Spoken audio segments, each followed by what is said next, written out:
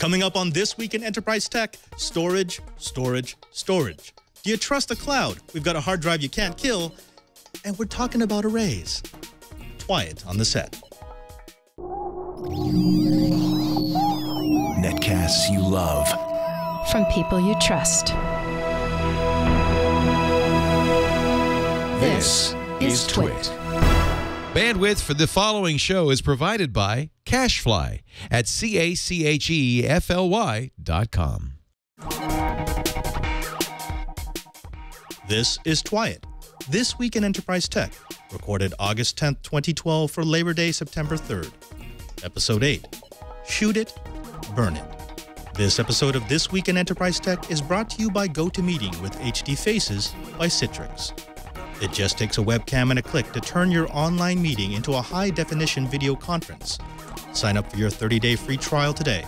Visit GoToMeeting.com, click on the Try It Free button, and use promo code ENTERPRISE.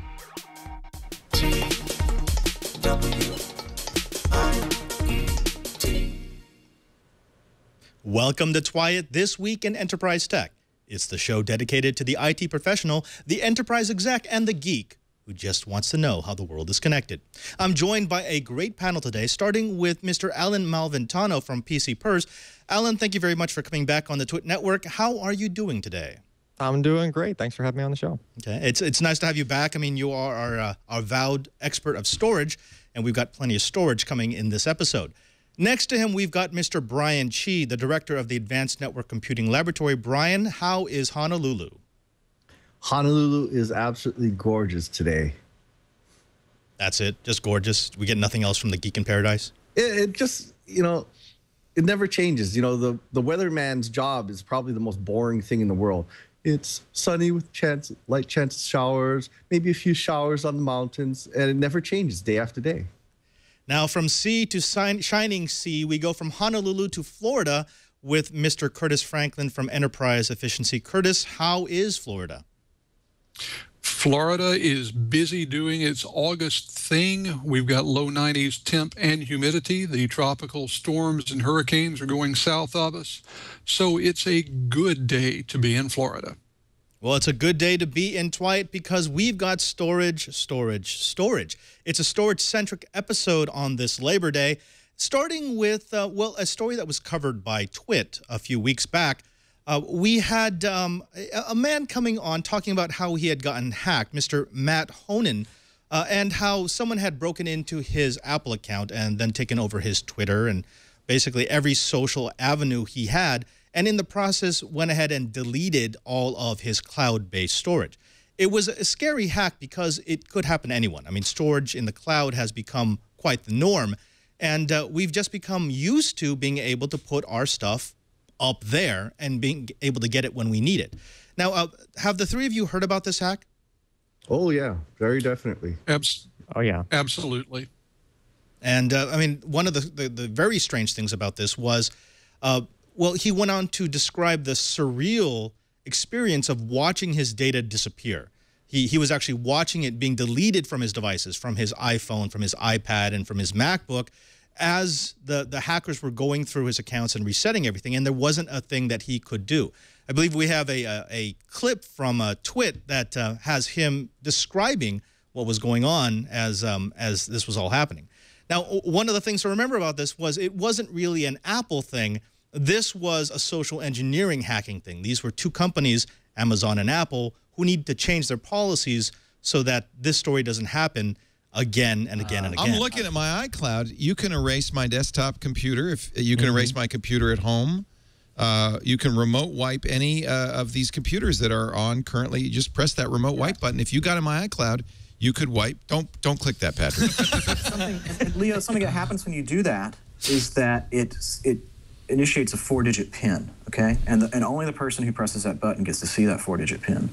So if I'm on the other end, if you're on the other end and someone does that, you don't really have any way to stop it. And this is one of the things that I think really ought to be fixed about that situation is that, you know, if there's going to be a PIN code, it ought to be something that you set up, or there ought to be a second password, there ought to be something that lets the person basically stop this in their tracks, or that at least, you know, has some sort of secondary level of authentication before you can pull a trigger and remotely wipe a hard drive. I mean, it's wiping a Mac.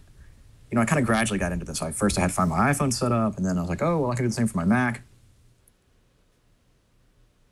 Now, one of the things that this story has sparked is, well, a flurry of articles, including one by Wozniak. He actually got on and talked about his distrust of the public cloud, how he's not really convinced that storage in the cloud is something that most people actually should do.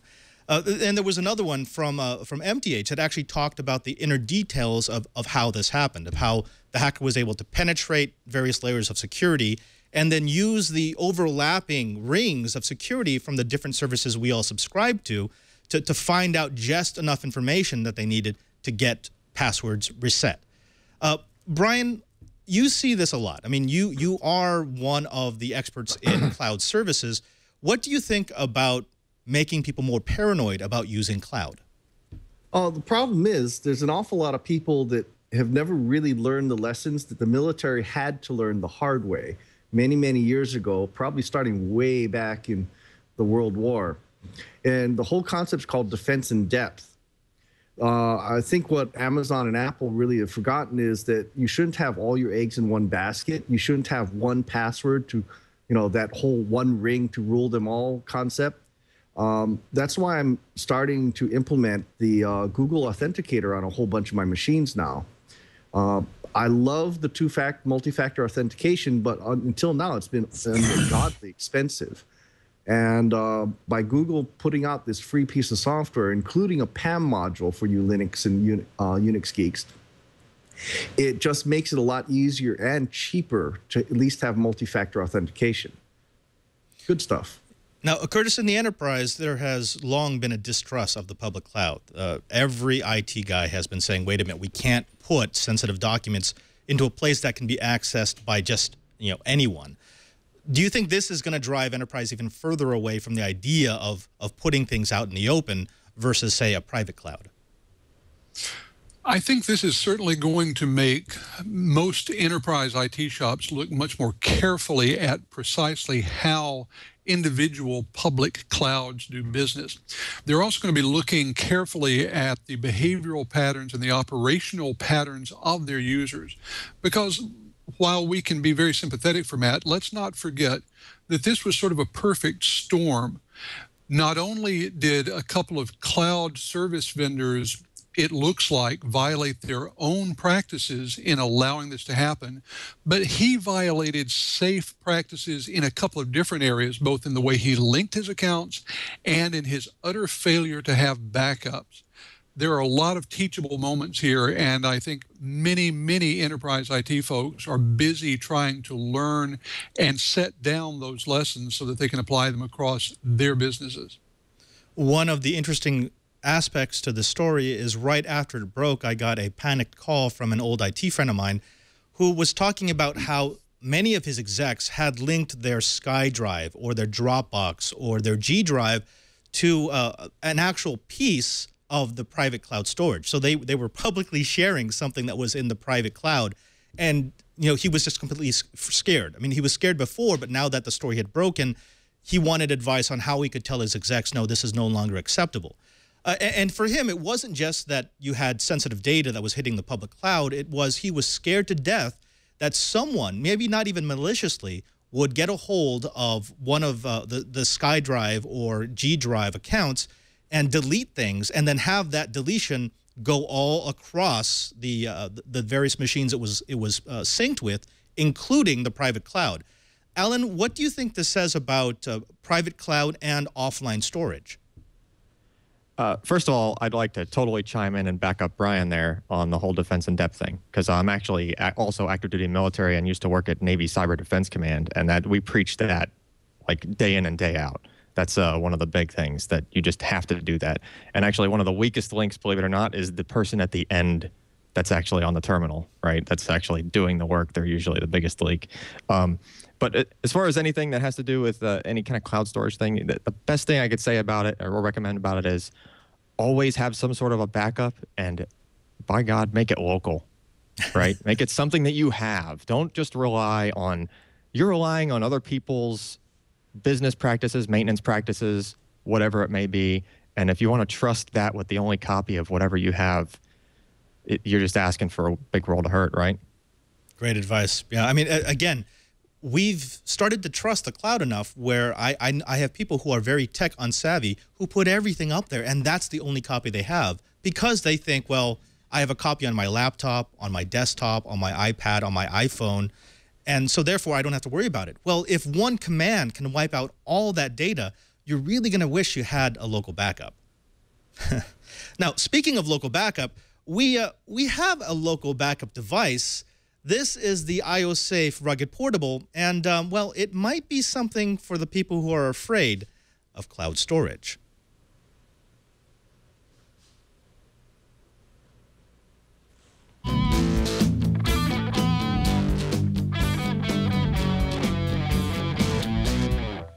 I'm Father Robert Ballecer from TWiT, This Week in Enterprise Tech, and on this edition of Road Warrior, we've got nearly indestructible storage. It's the IOSafe Rugged Portable. IOSafe is known for making comically sturdy storage products. They've earned this reputation by setting their enclosures on fire, dropping them from great heights, crushing them under tractors,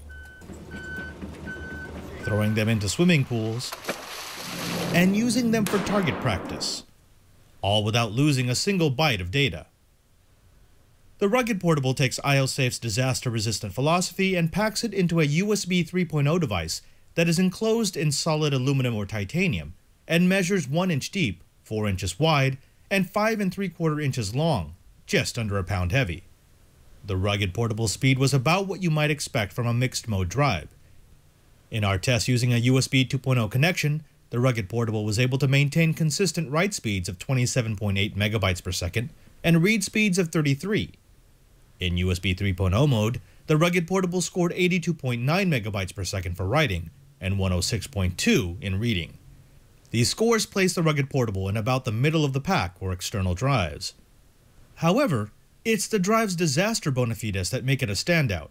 The aluminum version of the drive can withstand crush forces of up to 2,500 pounds, while the titanium version can withstand up to 5,000. The sealing system used by IOSafe is guaranteed to survive a salt or freshwater bath up to 30 feet deep for 72 hours, while also protecting against full immersion in diesel, oil, hydraulic fluid, or other caustic chemicals. The 3.5-inch drive contained within the enclosure is suspended, isolated from all axes of motion, meaning that the drive is designed to withstand a 20-foot drop without transferring excessive G-forces to the drive. What all this means is that the Rugged Portable is hard to kill. We've taken turns shooting at it with a shotgun, smashing it to the floor, and shooting bolts of lightning into the drive. We've cooked it, dunked it, crushed it, and given it the full Roadrunner Acme cookout treatment. No matter what we did to it, we were always able to pull our data off the drive. Of course, IOSafe's disaster-resistant philosophy goes beyond simply having an armored enclosure. The main selling point of IOSafe's entire line of storage devices is their drive recovery service. If for any reason you lose data, IOSafe will spend from $2,500 to $5,000, depending on which drive you purchased, to get your data back. No questions asked. The Rugged Portable that we reviewed is available now in capacities of 500 gigabytes for about $180 and 1 terabyte for less than $300. 1 year of protection comes standard with the purchase of the drive, but you can extend the protection to 3 and 5 years with an additional fee. Let's start with the cons, because there's two very obvious cons. The first has to be the size and the weight. This is a heavy and a large drive. Now, of course, that's because it's armored. It's a tank. You could hit someone over the top of the head and the drive inside wouldn't feel it. That's solid. The second con is more difficult to explain away. It's the price. $180 to $300 for a 500 gigabyte to 1 terabyte drive is a lot of money, especially when you consider that you can buy a similarly sized drive for 1/3 to 1/4 the price if you bought something from Seagate or Western Digital. Of course, you have to consider exactly what you're buying, because this is a cool device. It's nice to torture it. It's nice to electrify it, to set it on fire, to put it underwater, to crush it, to shoot it. But really what you're buying is not this physical hardware, but the service. IOSafe stands behind their drive with $2,500 to $5,000 of their own money on every single drive, depending on which one you buy. That means that they will always try to get your data back. If the drive fails, they'll try to get your data back. If it falls out of a plane, they'll try to get it back. If you put it under a car, under a bus, throw it over a cliff, if you drop it to the bottom of your pool, if you shoot it, crush it, if you do something stupid to erase the data off your drive, IOSafe will try to get it back. One time, no questions asked, just give you the peace of mind of knowing that your data is secure. Now, of course, it's expensive, but if you are a IT professional on the go, if you're an exec who has a lot of important files, that peace of mind is invaluable, and this is actually a steal. So if you're looking for a way to keep your data safe while on the go, if you have files that absolutely must survive, if you want to armor your data, you owe it to yourself to check out the IOSafe Rugged Portable.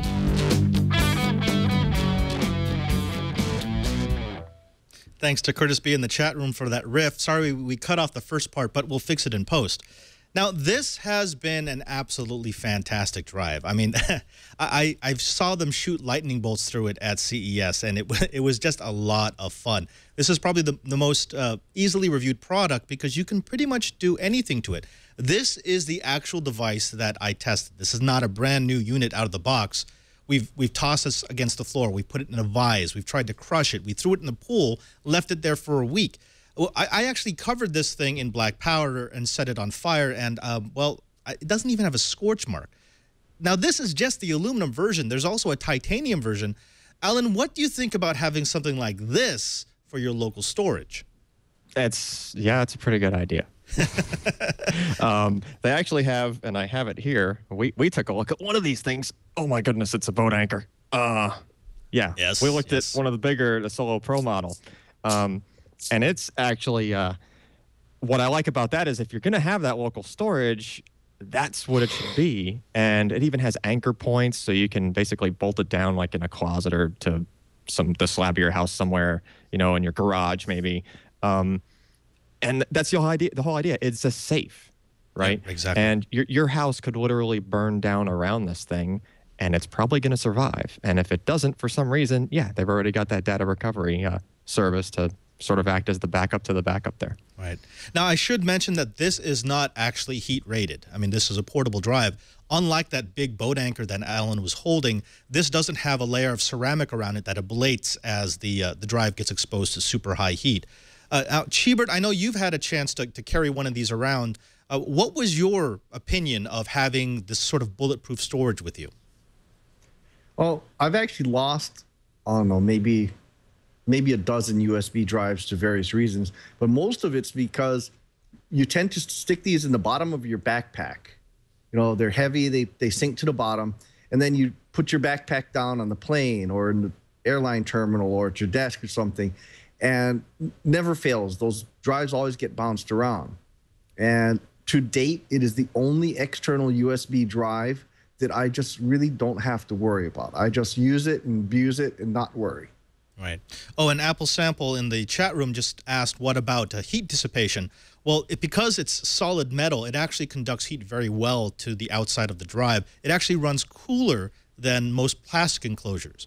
Now, Curtis, you are one who appreciates good hardware.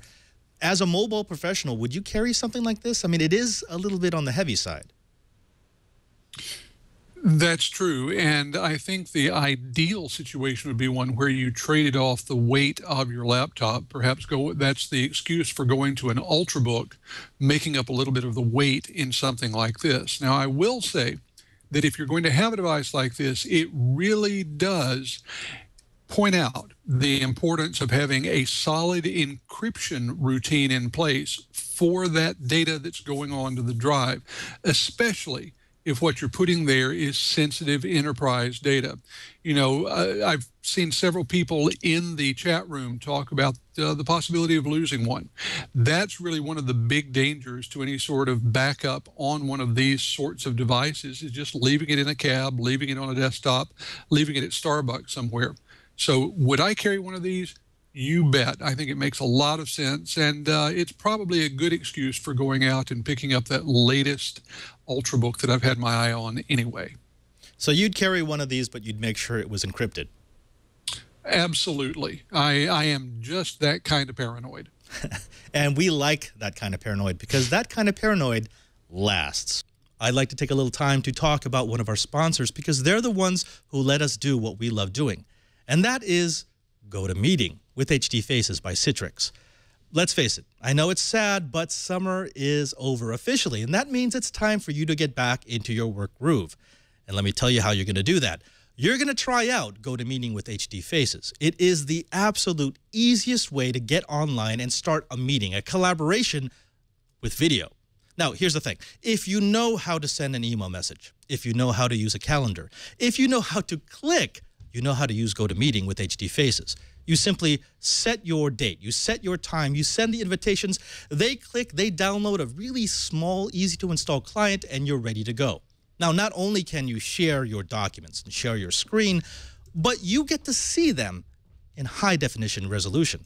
That means you can see if they're agreeing with you. You can see if they're going along with your plans or if they're subtly showing you that, no, they don't like what you're saying. That's what makes GoToMeeting with HD Faces all worth it. Now, here's what I would like for you to do. I want you to visit GoToMeeting, gotomeeting.com. I want you to click the Try It Free button, and I want you to download the service, the software, and try it free for 30 days. You'll be happy that you did. And remember, we thank Citrix and GoToMeeting for their support of This Week in Enterprise Tech. Allyn, I want to get to the main event, and that is storage, storage, storage. That's what you're famous for. You are the storage guy. You know the ins and outs of every kind of storage, and as you alluded to, you have military experience. So without further ado, let me turn it over to you. What do we need to know about storage? Well, since for your show specifically, we're going to go the route of an enterprise type of build. Now, granted, I've done some of this in the past. I've dabbled a bit. I haven't done anything really insanely crazy large, like clusters of things or whatnot, but I did build a 192 terabyte SAN a few years back, and that was a pretty cool project. It was, let's see, what was it, 96 2 terabyte RE4 GPs in a cluster. We're showing a picture on the stream. It's actually those 2 units in the bottom of that, and then there was 20 other units that were basically the workhorse units that were doing all the number crunching. But basically, we just needed to store a whole bunch of data and make it accessible. And along the whole lines of redundancy, that configuration that we did, one side actually backs up to the other side. So they basically had like a synchronization going on. And we even had Drobo Pros installed in that rack so that we could do disk pack style backups because it was just too much data to justify trying to do some kind of tape or anything else kind of solution. With hard drives being as cheap as they were, and actually we did that build right before the whole flooding thing happened. So thank goodness we got to buy all those hard drives before the prices skyrocketed. But as far as pointers, there's actually a pretty good story that goes along with that very build. There were so many drives there that even though we used Arika RAID cards that had an enormous amount of inputs on them, an enormous amount is still like RAID cards. You have a hard time finding one that has more than 24 inputs. So we actually had a pair of RAID cards per 48 bay unit. And you buy 4 cards and you might just have a chance of one of them getting a little bit flaky within the first month or 2 of use. That's possible. And that's exactly what happened. And because we had documented so thoroughly the configuration when we created those RAIDs, what happened was there's some multiplexing chips on those RAID cards that allow it to fan out to that many serial ATA channels. And a couple, like 1 or 2 of the chips just decided to fail. Something along that channel failed. So what happened? That basically took the whole side down, right? But because we had all that stuff documented, when we swapped out that RAID card, we were able to just plug those same configuration numbers right back in, tell it to not reinitialize, and all the data just reappeared. So definitely a big pointer there. Anytime you're doing any kind of big configuration like that, document everything, every little possible number that you typed in when you created it, log everything. Now, Allyn, I want to bring up 2 points. The first is I think the chat room disagrees with you when you say that you haven't done anything really, really big. They all seem pretty impressed with that setup. The second thing is I love the fact that one of your first pointers deals with documentation, because that's something that even enterprise professionals often forget, that your network is only as good as your documentation. I mean, if it's the most incredible storage system you've ever put together, if it has the most hard drives, it has the most redundancy, if it's got the fattest backbone, it doesn't matter if something breaks and you can't remember how you put it together. Now, Chee, you've had experience putting together big clusters as well. What kind of documentation do you have to do? Yeah, actually, when you start building a cluster, plugging things in out of order can be bad. So one of my cute tricks is I use Evernote everywhere. And so I've got Evernote on my phone, and as I'm putting together things, I'll take pictures and then annotate the pictures and let it synchronize. And then later when I'm back at my desk, I'll cut and paste it into a bigger document. Just, you know, no one's ever got enough time to really thoroughly document, at least not I don't. So I take little shortcuts like that so that I always have my phone with me, and that's my #1 use of a camera, the camera in my phone now. Right. Now, Curtis, dealing with enterprise efficiency, have you covered the topic of documentation at all? Is there any interest, or at least a recognition that it's something that they should be interested in? Well, there's certainly the recognition that it's something people should be interested in. It's one of those topics that really doesn't get an awful lot of coverage outside of some very specialized areas. But you know, it's interesting. When I was running a commercial testing lab a while back, we were heavily into the little college ruled essay books. That's what everyone had with them, all of the notes on configurations, on setups, on processes and procedures went in that, and were later transferred into electronic formats and files of various sorts. You know, a lot of the ISO regimentations are about documentation. And since ISO is so critical to so many companies, this is something that people are interested in. When Evernote and products like it came out, I kind of thought they would be replacements for the 3x5 cards that I have carried around in my hip pocket for a couple of decades. But I find that really they're replacement for these composition books. And I hear more and more people talking about using them, as Brian has talked about, and then working on transferring those into some sort of enterprise information capture system that formalizes everything and publishes it in a standard way. Allyn, I want to throw it back to you just with the question, what happens when things go wrong? I mean, we design these systems so that they're redundant, and so we have a mirror of a mirror, or even a mirror of a mirror of a mirror. But you've alluded to certain cases in which one tiny little problem propagates down the chain and you end up with a massive recovery job. Oh, you mean like when I published that story on the red drives? Yes. With the time-limited error recovery. Yes. Okay. Yes, that kind of thing does happen. It's actually happened to me once. I had a cascade failure of a RAID 5 where I used to, this was years back, I had 6 drives in a RAID 5, and one failed due to just a minor, kind of like one bad sector, which unfortunately, since they weren't RAID edition drives, they were just like greens. You know, that drive dropped offline. And then lo and behold, I go to replace that drive. It's trying to rebuild. Another drive completely fails hard. Like one head just decided it was done. Head crash. That was it. You just weren't getting anything back off of that drive. And it took me like 2 weeks to restitch all that data back together. It was possible. I just had to use stale data from that first drive that dropped off and sort of read around that bad sector. And yeah, it was a headache. But that was a hard lesson learned for me, because at that point, you know, that was all I could afford at the moment. That was the only storage I had. I didn't have any way to back up that much storage to something else. And I was just relying on the RAID, which is just never do that. RAID is not backup. RAID is, actually, yes. Apple Sample in the chat room had remarked that RAID is not a backup. Right, it's a big storage device, and it's a very useful storage device, but we shouldn't consider it your backup. I do want to get back to that, because describe to me, I mean, what can an enterprise professional do when they get that feeling that the pit in their stomach just drops through the floor because they realize, oh my God, I've lost everything. I don't know how to get it back. What would you say is the #1 thing they need to do right away? First, take a breath. Do not immediately just start trying to do things. That is the worst possible thing you can do. And again, and I hate to say it again and beat the drum, but start documenting stuff. Even if you had the whole build out documented from the beginning, if you're doing anything where, say, you might need to pull some drives out of the array because you need to image them and you're trying to recover the data manually somehow, because there are tools that can restitch RAIDs, you know, outside of the RAID. That is possible. There's a few, I think, runtime software makes a whole suite of tools, like Get Data Back, and there's RAID recovery and stuff like that.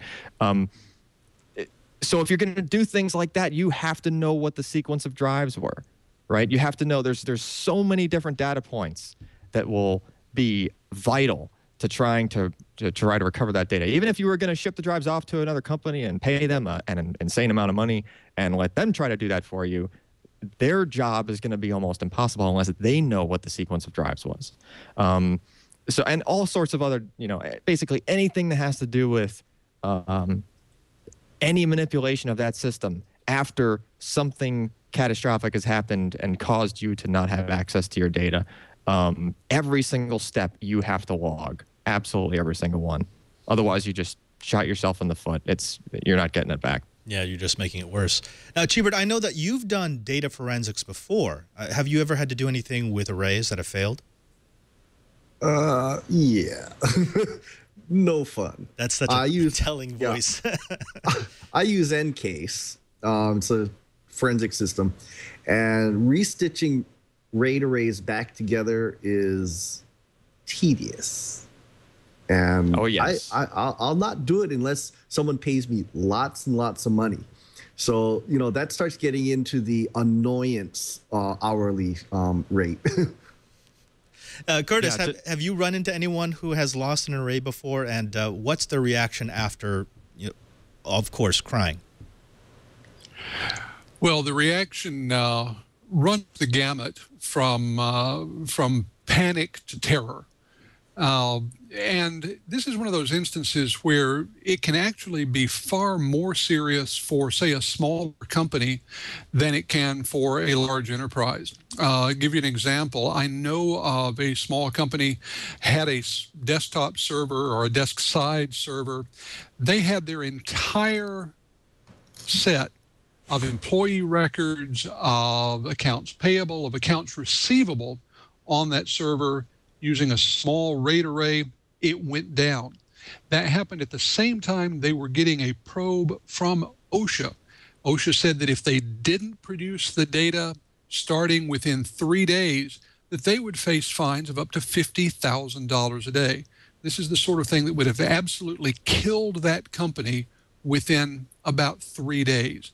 I got on the phone with them. We found an industrial strength data recovery firm, couriered stuff around, and that was a case where the money involved in recovering the data was insignificant.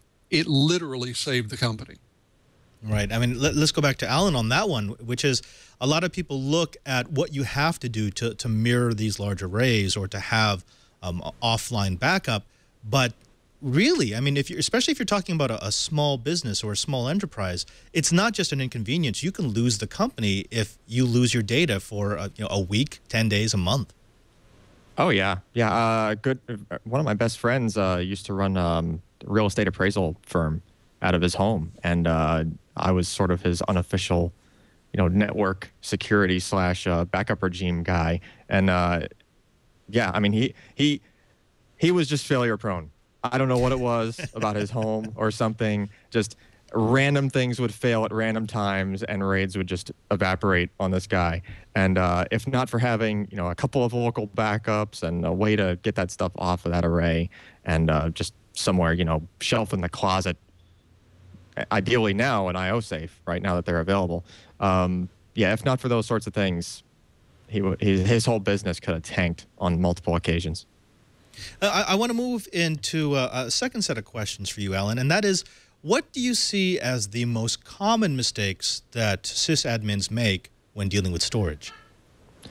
The most common one that I see is more of a performance issue, and in the long term, it actually negatively affects reliability as well, and that's alignment of the data. So when you create this RAID, depending on what the function of the RAID is, depending on what sort of RAID hardware you're using, there are ways where the data can become misaligned on the array.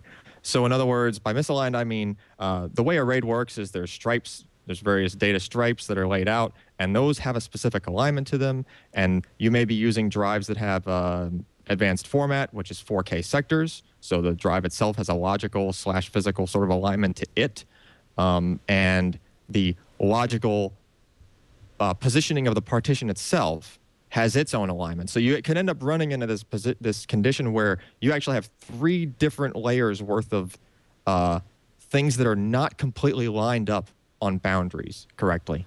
And what that ends up doing is it ends up amplifying, for example, if you do a small write and it happens to go across one boundary and across another boundary, you're actually amplifying the amount of data manipulation that the hardware has to do, how much actual writing the hard drives have to do.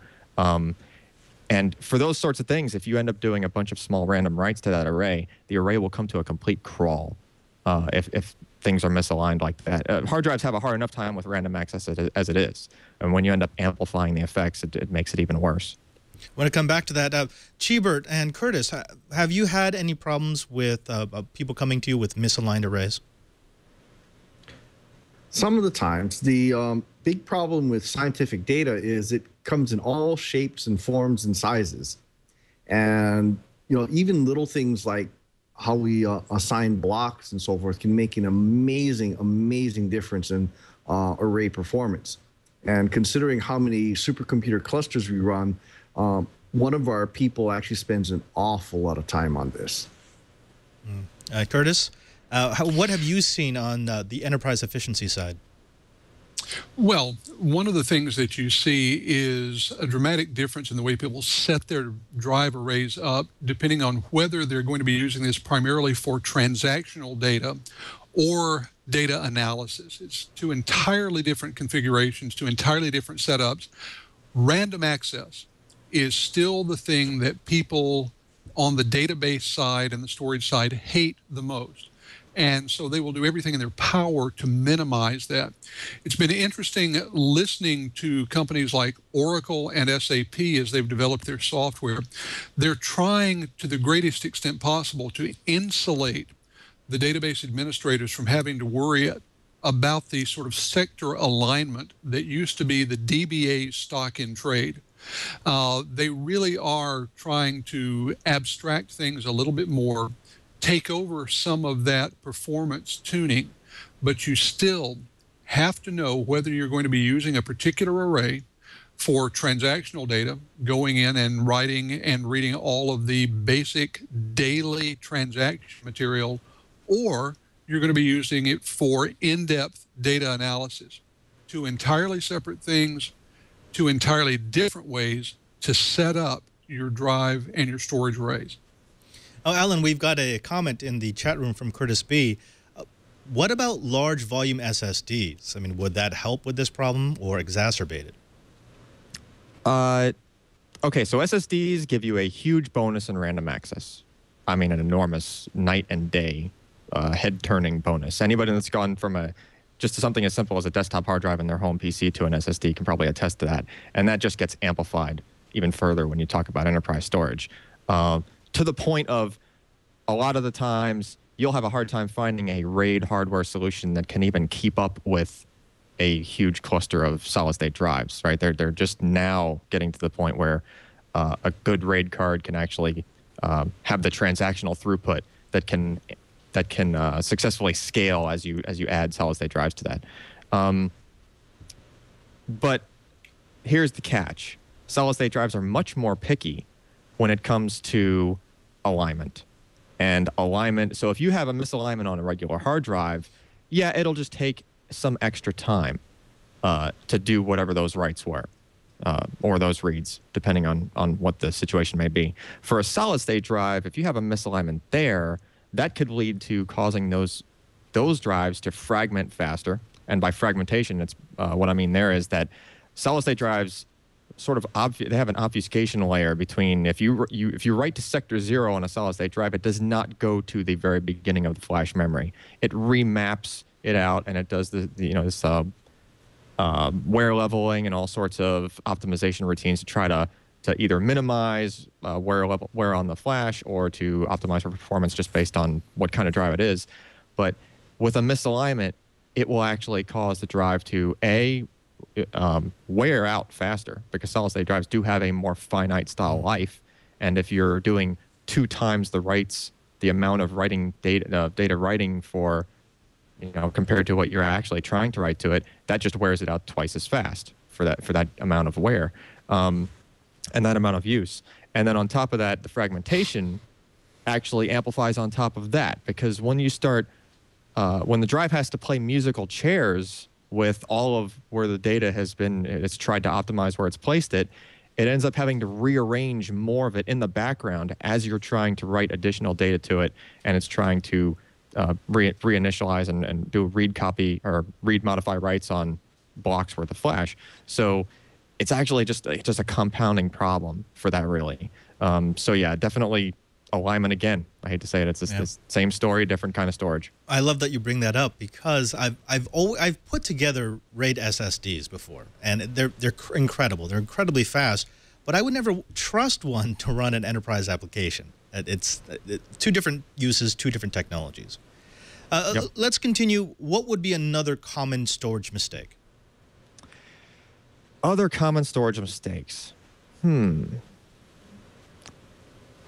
Well, actually, I could probably sort of yield back over to Curtis, because you do need to have some level of encryption depending on what you're doing with this data. I would probably consider that a mistake.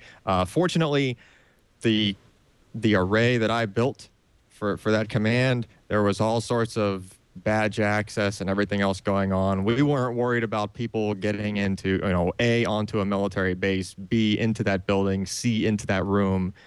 That not very possible of a scenario there. So the physical security was definitely there, and for that, we weren't too worried about encryption for that particular situation. However, most other places are not that sort of a thing, right? They might be a small business, they might be just a building that's even a big business, but just not that secure of a building. If someone can just walk and stroll into that room, they've got your data, right? So yeah, depending on what the data is, it might be medical data you're storing. So there's like HIPAA requirements. There's all sorts of things in place where you have to, be able to say that data is secure, and that even if someone gets their hands on it, that they cannot access it. Now, Curtis, what about that? I mean, one of the advantages of having these huge storage arrays is that it puts all of our data in one place. The disadvantage of having these huge storage arrays is that it puts all of our data in one place, which makes encryption absolutely vital. What have you seen out of demand? I mean, what does enterprise want encryption? Does enterprise understand encryption? And will the user actually buy into the steps he or she needs to take to run proper encryption on their private or public storage? Well, in terms of whether or not the enterprise wants encryption, I think it depends entirely on exactly where you're talking about that storage. When it comes to storage on, for example, mobile devices or laptop computers, anything where the data is going to be living outside the data center walls, then many, many enterprises absolutely require encryption, if not on a device level, certainly on a file level. So at that point, absolutely. Now, where you see much less reliance on encryption is once you get inside those data center walls. Where it really gets interesting now is where companies are beginning to use not really public cloud, but third-party cloud for processing things or for offsite storage, because there you get into the dual questions of encrypting in transit, normally done through VPNs, and requiring encryption or some sort of obfuscation on the data as it sits on the partner sites and on your own sites. There, the situation is much more complex and much more confused. There really is a lot less consensus about whether the data has to be encrypted inside the data center. When you've got data walking around with employees, absolutely encryption is something that more and more enterprises are requiring.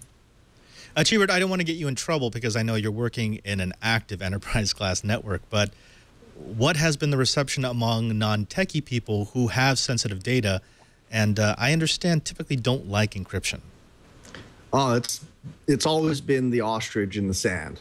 Oh, it's never going to happen to me. I don't have to worry about it. But the problem is more and more of my researchers are traveling internationally, and there's certain countries, certain organizations just aren't as good about honoring our intellectual property laws as the U.S. is.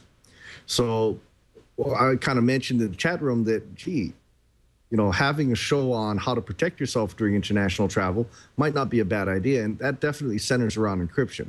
Now, the good news is most of the major laptop manufacturers and also desktop manufacturers are implementing TPM chips. Now, the bad part is very few people actually turn it on.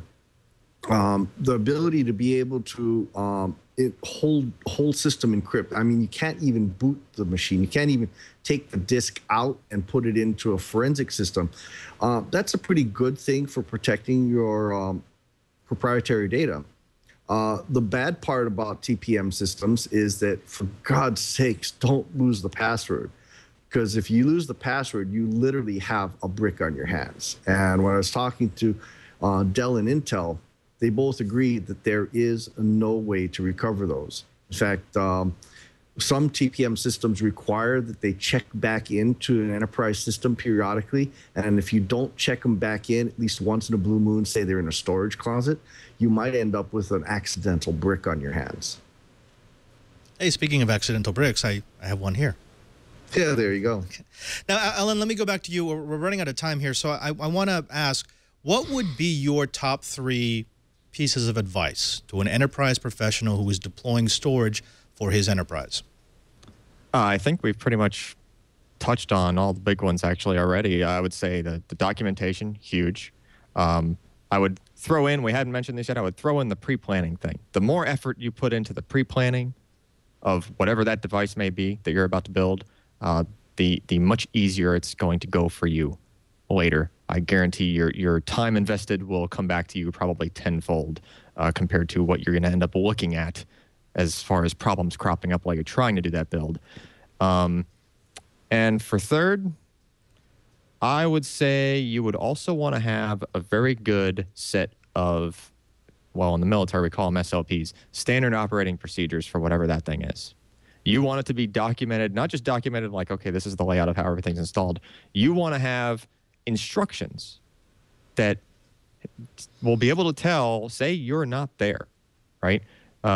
You should not be the only point of failure for operating whatever this piece of gear is that you're about to build. You're going to have people working for you, working alongside you. If you have configured it to work a specific way and that was the best way to go, if you don't have that procedurally documented for other people to follow, you're going to come back to it after a week worth of vacation and it's going to be configured a different way. And that's going to lead to problems. Curtis, Brian, any last words from you? Tips for enterprise professionals who need to deploy storage. Well, I kind of have a saying, and it's pretty standard in the industry, that critical data doesn't exist unless it's backed up in at least 3 places. I recently had a baby NAS that was intended to be used just for temporary use and ended up being production, and the drives died. Everybody started freaking out until I said, excuse me, it's backed up in 2 more places. All we have to do is let it resync. One of the things that we've started doing is I've got a Blu-ray robot from Primera Corporation that sits there and actually starts backing up all my hydrophone data. So I can actually fit 50 gig on a single disk. The robot will actually go and drop a day's worth of hydrophone data onto that and burn it, label it, actually print on it with information. It prints 2 copies. One stays in Hawaii for us to use. The other one goes off to a salt mine in Utah. I love them salt mines. Curtis, especially with the encryption, what tip would you give to the Enterprise Pro? Well, I think that you have to do a couple of things. We've heard about how important it is to have documentation and proper procedures. You also have to make sure that your users are educated as to the importance of those users and that you actually allow them to use proper procedures. In terms of passwords, that means telling them what strong passwords are and allowing them to have a password of sufficient length to be strong and yet something they can remember. You know, there are a lot of moving bits and pieces to this, some of it in hardware, some of it in software, and some of it between the ears of your users. Take care of all of those bits and pieces and you'll have much safer and more reliable storage on your hands. And the tip that I would give, of course, would be when you do have encryption and when you have strong encryption, always make sure to write down the password on a Post-it note and stick it on your monitor. I mean, that's pretty much, that's pro tip, right, Brian? Yeah, don't you love it? Now, Allyn dropped out briefly, but I want to give you all a chance to plug the things that you're doing. Let's start with Curtis. Curtis, what's going on? What do you want to draw our viewers to? Well, the big thing at Enterprise Efficiency is that today we started something new, IT Migration Zone, where we're talking about the process of migrating from wherever you are now to both Windows 8 on the desktop and Windows Server 2012. Check us out at IT Migration Zone. Migration Zone, that nice and handy. And Chee, you've got to be having something beautifully wonderful going on in Honolulu. Tell us all about it. Well, like I said about backup, you know, that Blu-ray robot is just spanky. I just love it. And being able to drop 100 blank dual-layer Blu-rays in there that are inkjet printable, and then being able to run some automated scripts that will back up my hydrophone data, also video clips, all kinds of good data that we just absolutely can't afford to lose. And then having it drop into a bin, and literally I will print mailing information on it so that my scientists can actually order copies of my data online. It'll print it, and then we just drop it in mail to them. Data is no good unless you can use it. And the whole deal with this is making sure it's easier for my colleagues and research partners around the world to get access to hydrophone data from a five kilometers underwater. Lots of fun. Networking underwater. Gotta love it. Okay, I want to put a break here, editing break so we can get Allyn back because I want to give him a chance to plug. Sorry, chat room, we lost Allyn. I don't want to cut out without giving him a chance to plug his stuff. He's offline right now, so I think he's rebooting. Or yeah, he's probably rebooting. So now we dance. Boots and cats and boots and cats and boots and cats and boots and cats and knee-high boots and cats, boots. Actually, I like the fact that your sample video has Dolce on it. That's right. Yeah, sorry, guys. I hate to do this. I mean, Allyn's a great guy, and I don't want to go without giving him a chance to plug PC Pers and such. Oh, no worries. And we don't have a show we're pushing up against on this one, so it's kind of nice. We have time. Who's going to be doing the editing for this? I don't know. Probably... is it Brian? The calendar, we'll say, I think is what she said. Let me check the calendar. Brian, edit this out.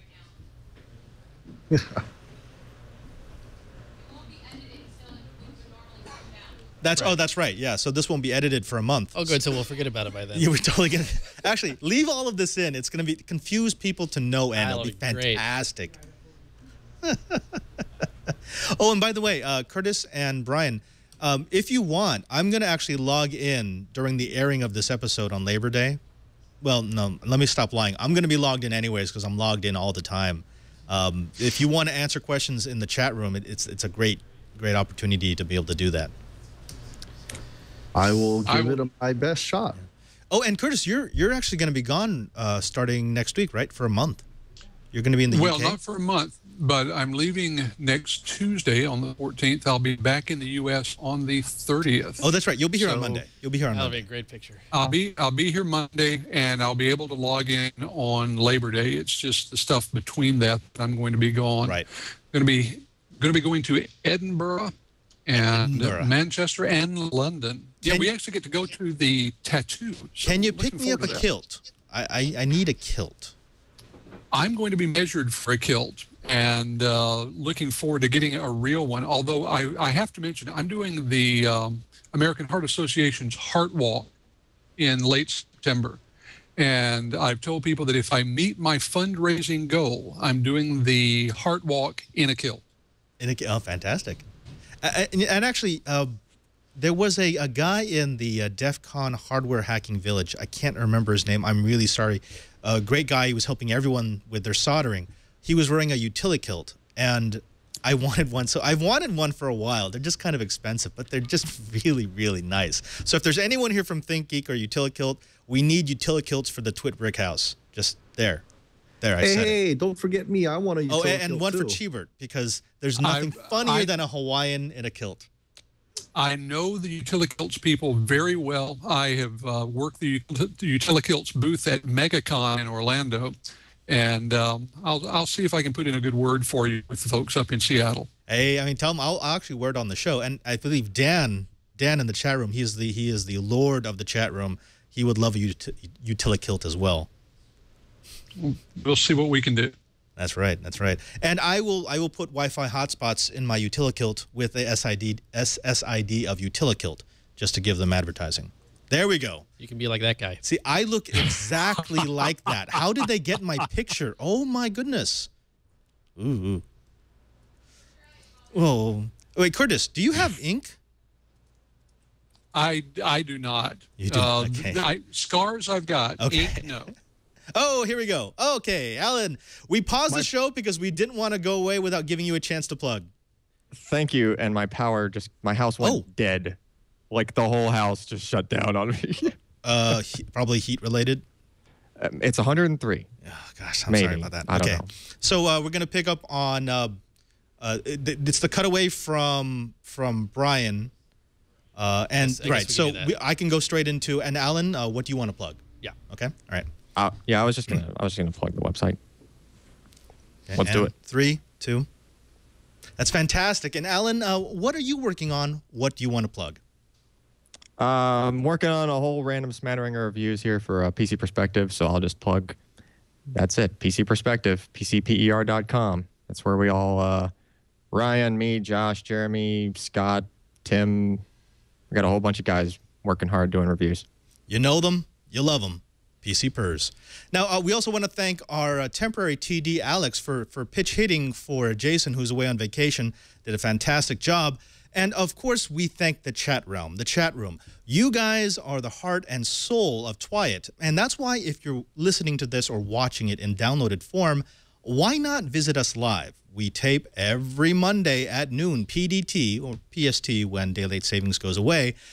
Come, drop by, log into the chat room, and see some of the brightest people on the planet, and Curtis B, talk about everything that goes on in the enterprise.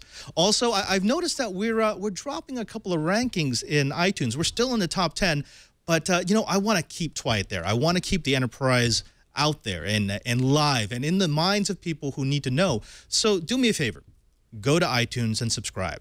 Send your friends to iTunes and subscribe. Or if you don't do iTunes, drop by the TWiT webpage at twit.tv/TWiT and pick an RSS feed. Make sure you download all the versions that you need. You need the audio version for your walk or your drive to work. You need the high-definition version for cuddling up with a loved one in front of your TV and listening to all the Enterprise goodness.